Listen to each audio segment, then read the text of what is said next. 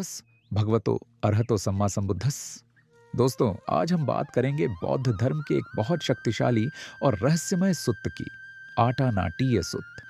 यह दीघ निकाय का 32वां सुत्त है और इसे भूत प्रेत, यक्ष, पिशाच और नकारात्मक ऊर्जा से बचाव का महापरित्र माना जाता है।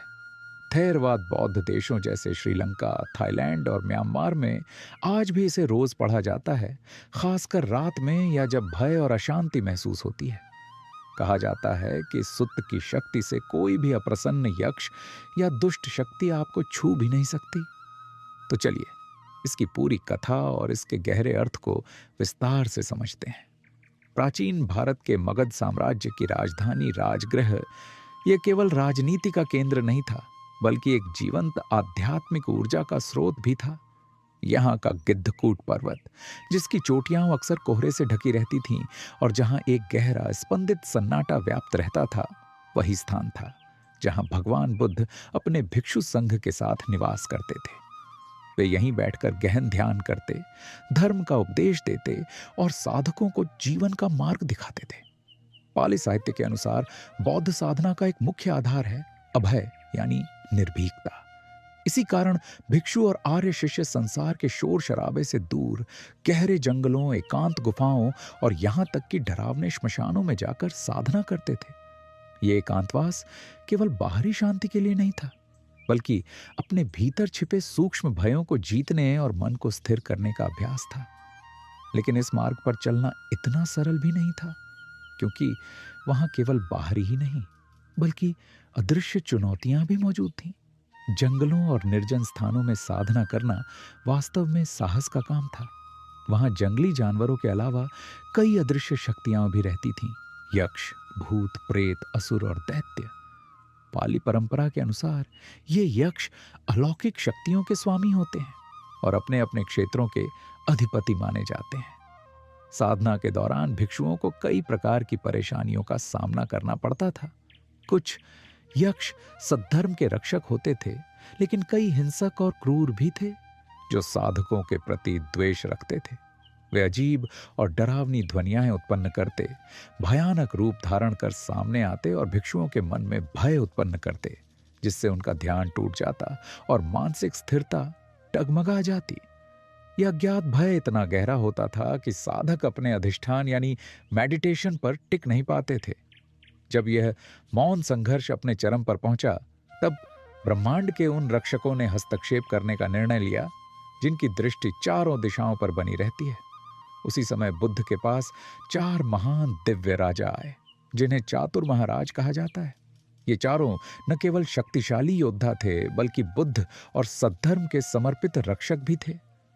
पूर्व दिशा के स्वामी धटरट, जो गंधर्वों के राजा थे, दक्षिण के विरुलहक, जो कुंभांडों के स्वामी थे, पश्चिम के विरूपक, जो नागों के राजा थे, और उत्तर दिशा के वेसवण, जिन्हें हम कुबेर के नाम से भी जानते हैं, जो समस्त यक्षों के अधिपति हैं। ये चारों लोकपाल बुद्ध के सामने आए। उन्होंने विनम्रता से नमस्कार किया और उनके साथ आए यक्ष, गंधर्व आदि ने भी विभिन्न प्रकार से सम्मान प्रकट किया, कोई हाथ जोड़कर, कोई अपना नाम बताकर और कोई मौन रहकर।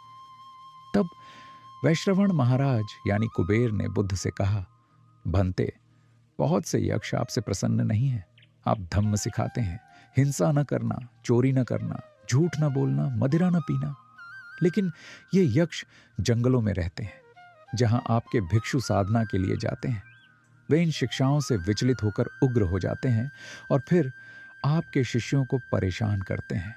इसलिए भंते, कृपया इस आटानाटीय रक्षा को स्वीकार करें, ताकि आपके भिक्षु, भिक्षुणी, उपासक और उपासिका सभी सुरक्षित और सुखी रह सकें। बुद्ध ने मौन से सहमति दी, क्योंकि वे भली भांति जानते थे कि बिना मानसिक शांति और अभय के मन कभी स्थिर नहीं हो सकता।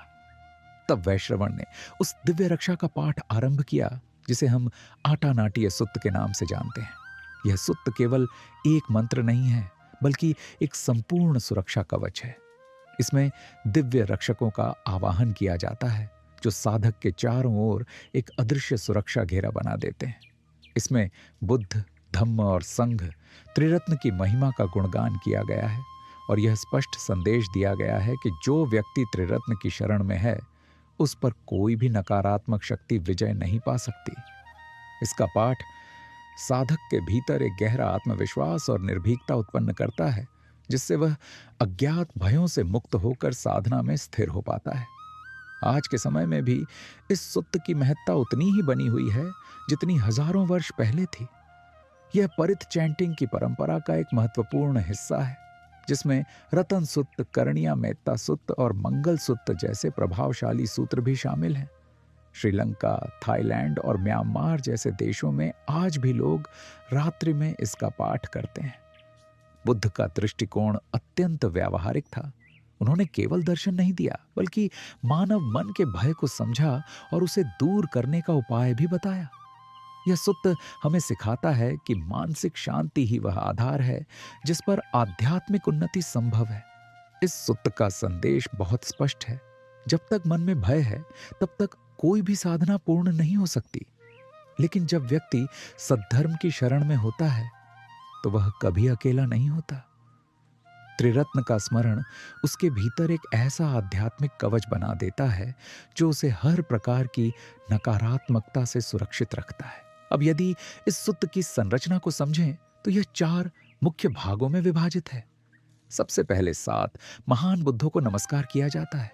विपस्सी, सिक्खी, वेस्सभु, कक्कुसंध, कोनागमन, कश्यप और शाक्यपुत्र गौतम बुद्ध।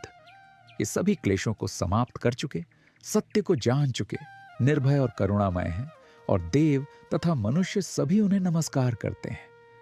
इसके बाद 4 दिशाओं और उनके अधिपतियों का वर्णन आता है। पूर्व दिशा में गंधर्वों के स्वामी धट्टरट, दक्षिण में कुंभांड के स्वामी विरुलहक और पश्चिम में नाग के स्वामी विरूपक, और उत्तर दिशा में कुबेर के स्वामी वेसवण भगवान बुद्ध को नमस्कार करते हैं। यदि कोई यक्ष, गंधर्व, कुंभांड, नाग, बुरे इरादे से भिक्षु को परेशान करता है तो उसके लिए कठोर दंड का वर्णन है कि उसे अपने ही लोक में स्थान नहीं मिलेगा।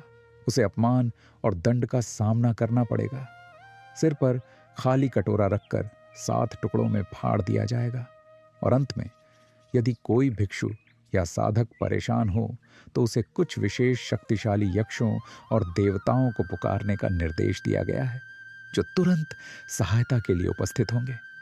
इस प्रकार यह सुत्त केवल आध्यात्मिक ही नहीं, बल्कि एक पूर्ण सुरक्षा व्यवस्था के रूप में कार्य करता है। अंत में 4 महाराज बुद्ध को प्रणाम करके वापस चले गए, और अगले दिन बुद्ध ने अपने भिक्षुओं से कहा, इस आटानाटीय रक्षा को याद रखो, इसका अभ्यास करो, इससे तुम सुरक्षित और सुखी रहोगे। आज के समय में भी यदि आपको डर लगता है, नींद में अशांति होती है या घर में नकारात्मक ऊर्जा का अनुभव होता है, तो इस सुत्त का पाठ या श्रवण करना लाभकारी माना जाता है। सुबह और शाम इसका जप करने से मन को शांति और सुरक्षा का अनुभव होता है। तो दोस्तों, यदि कभी आपको भय महसूस हो तो इस सुत्त को याद करें, सुने या पढ़ें। धम्म की शक्ति से सब सुरक्षित रहें। नमो तस् भगवतो अरहतो सम्मा संबुद्धस्। साधु साधु साधु, नमो बुद्धाय।